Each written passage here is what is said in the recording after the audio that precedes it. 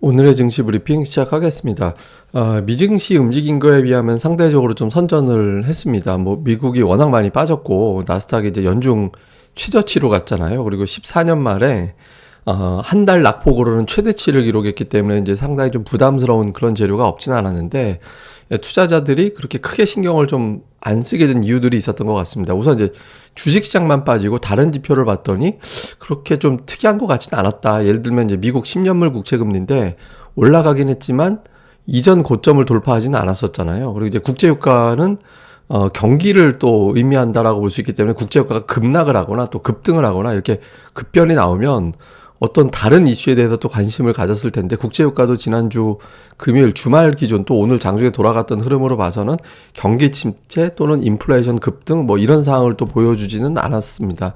그리고 이제 달러 인덱스 우리나라 원달러 환율이 오늘 올라가긴 했지만 어쨌든 주말에 미국의 달러 인덱스도 비교적 좀 내려가 있는 상태를 보였었거든요. 그래서 주요 지표들이 대체로 무난했기 때문에 이런 것만 놓고 본다면 아마존하고 애플의 문제지 뭐 경제라든가 경기 관련된 또 인플레이션 관련된 새로운 소식은 없었기 때문에 하락하긴 하겠지만 뭐 폭락할 정도의 상황은 아니지 않나? 그러니까 이런 인식이 좀 있었던 걸로 보여지고요.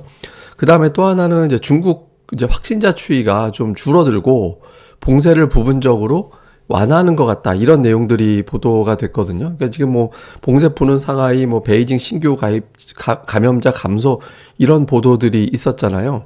근데 이게 지금 왜 중요했냐면 오늘 이제 블룸버그에 이제 나온 기사인데 봉쇄 이슈라든가 이런 것들 때문에 중국의 성장 위험이 되고, 그러니까 중국의 경기 침체가 우려가 되고 이 과정에서 이제 위안화 가치가 떨어지고 있잖아요. 그러니까 위안화 가치가 떨어지면서 이제 아시아 통화 전망을 하향한다라는 거예요. HSBC에서 이제 아시아 통화 전망을 하향을 했는데, 그러니까 뭐 원달러 환율 더 올라가, 뭐 대만도 더 올라가, 막 이런 이야기를 하고 있는데, 근데 특히 우리나라와 그러니까 대만 같은 경우는 가장 큰 영향을 받을 거다. 그러니까 이제 중국의 경기 침체라든가 이런 것들에 대해서 가장 큰 영향을 받을 거다. 이게 상당히 좀 부담되는 뉴스였는데, 이 뉴스의 중심에는 중국의 이제 코로나 제로 정책, 봉쇄 장기화 가능성 이런 것들이 좀 있었거든요. 근데 이제 봉쇄가 좀 완화되는 것 같다. 이런 내용들이 보도가 됐고 오늘 이제 이게 하나금융투자에서 나온 이제 차트인데 이제 중국 본토 신규 확진자 추이가 좀 줄어드는 그런 모습이 나왔잖아요. 그래서 이게 봉쇄 강화 쪽보다는 이제 점차 좀 풀어주는 쪽으로 가겠구나. 이렇게 또 안도감을 준 것도 시장이 이제 낙폭이 그렇게 크지 않았던 그런 이유였던 것 같습니다. 그리고 이제 뭐 계속 말씀드렸지만 중국을 비롯해서 뭐 주요한 국가들 중에서 특히 이제 미국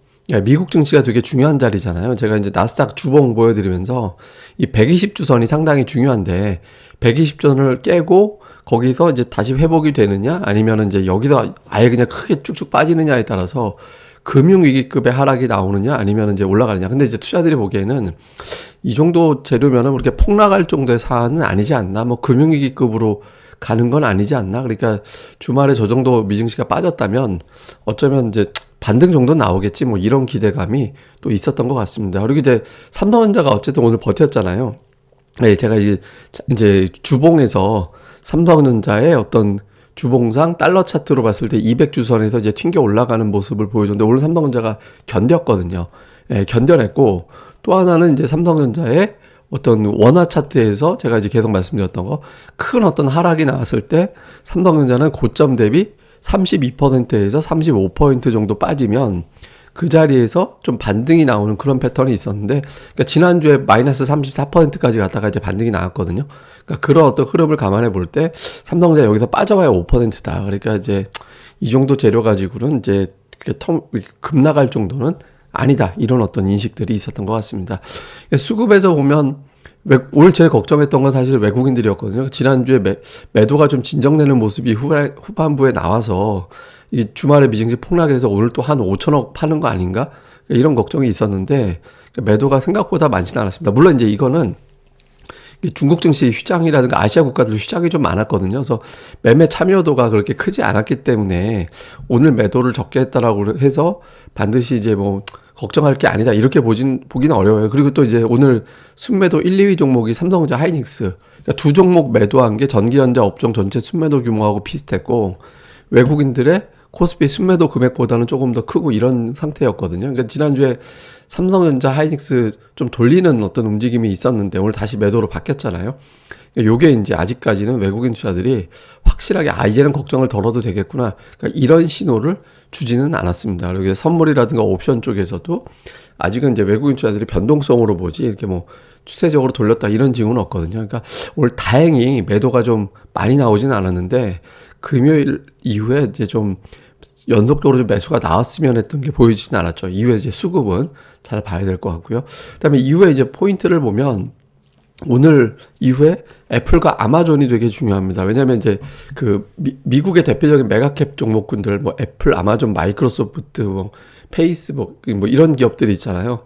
이런 기업들의 메가캡 종목들의 주당 순이익이 역성장을 했어요. 아마존 영향이 좀 크긴 할 텐데 어쨌든 마이너스 1.2% 역성장을 했거든요. 그러니까 다른 기업들은 전년 대비 증가했는데 메가캡 기업들이 역성장을 했는데 이게 이제 어떤 효과가 나쁘게 나오면 어떻게 나올 수 있냐면 이 종목들이 시가총액 비중이 크잖아요. 당장 이 두 종목이 나스닥 100에서 시총 20% 넘게 차지하는데 20% 정도 차지하는데 그러니까 이 종목들이 빠져버리면 지수가 못 견디는 상황이 생길 수 있거든요. 그래서 애플, 아마존 중에 하나라도 좀 반등이 나와서 넷플릭스 사태 같이 이제 쭉 빠지는 그런 흐름이 나오지 않아야 되고요. 또 하나는 오늘 외국인 투자들이 매도한 업종수하고 매수한 업종수하고 거의 비슷했거든요.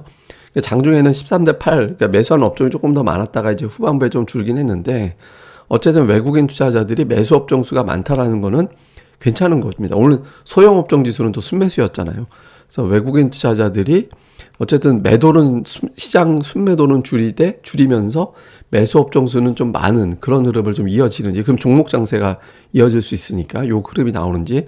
그다음에 이제 또 하나는 이 경기 침체로 해석될 수 있는 지표들이 나와서는 안 되거든요. 여러 가지 뭐 경제 지표라든가 아니면은 뭐 국제유가 같은 경우도 하락하는 게 공급 문제로 하락하는 건 상관이 없는데 수요 문제로 하락한다. 이건 사실 경기 침체라는 걸 달고 가기 때문에 썩 좋은 건 아니거든요. 그래서 지표들에 대한 어떤 이후에 이제 나오게 되는 여러 지표들에 대한 해석, 이것도 잘 봐야 될 것 같습니다. 근데 이제 오늘 올라간 종목들이 내용이 별로 좋지는 않았거든요. 뭐 곡물, 철강, 방산 이런 것들은 좋은 스토리로 올라가는 종목들은 아니잖아요. 그러니까 경기에 대한 어떤 걱정을 그 1, 2, 3월 동안에는 긴축과 인플레이션 가지고 시장이 빠졌다면 4월은 경기 우려 때문에 빠진 거였거든요. 그러니까 경기 괜찮은데 라고 이제 해석할 수 있는 건 우리나라 수출주들이죠. 그러니까 이런 것들이 좀 살아나는지 잘 보는 게 좋겠습니다. 그리고 이제 또 하나 이제 오늘 나스닥이 중요한 게 이게 제가 21%라고 표기를 했는데 이게 어떤 의미냐면 작년도하고 올해 나스닥 연봉입니다. 연간 차트. 근데 이게 작년도에 나스닥이 21.4%가 올랐어요. 근데 올해 21.4%가 빠졌거든요. 그러니까 나스닥이 작년도에 올라간 폭을 지난주 금요일로 다 내준 거예요. 똔똔 냈거든요. 그러니까 작년도 상승폭을 다 내준 정도로 이 정도면 조정을 끝낸 걸로 만족할 거냐? 아니면 여기서 더 빼가지고, 만약에 이제 더 뺀다라고 한다라면 그 2020년도에 올라간 걸 절반까지 뺄 수 있기 때문에 그러면 11,000포인트까지도 열어둬야 되는 상황이 생길 수 있거든요. 그래서 지금 나스닥 아까 제가 이제 주봉도 보여드렸고 작년도 다 내준 상황도 보여드렸고, 그러니까 오늘 나스닥 그리고 나가서 애플과 아마존 여기서 이제 버텨주면서 올라가주면 시장이 경기 침체 국면에서는 그 우려 국면은 좀 벗어났구나라고 하면서 이제 종목들이 조금 더 올라갈 수 있는 여지가 생기는 거고, 여기서 깨져버리면 이제 또 한바탕 더 요란할 수 있는 거기 때문에 이번 주에 나스닥 시장이 좀 견뎌내 주는지 요거를 좀 주의 깊게 잘 살펴보는 게 중요할 것 같습니다. 예, 그리고 이제 이후에는 제가 삼성전자 이야기를 준비하고 있는 방송이 있고요. 그리고 이제 트레이더들의 수다, 이것도 제가 이제 좀 정리하고 있으니까 그거 이제 마무리되는 대로 이제 또 올리도록 할 테니까 또 구독하기, 좋아요도 꼭 부탁을 드리겠습니다. 예, 그럼 감사합니다. 다음에 뵙겠습니다.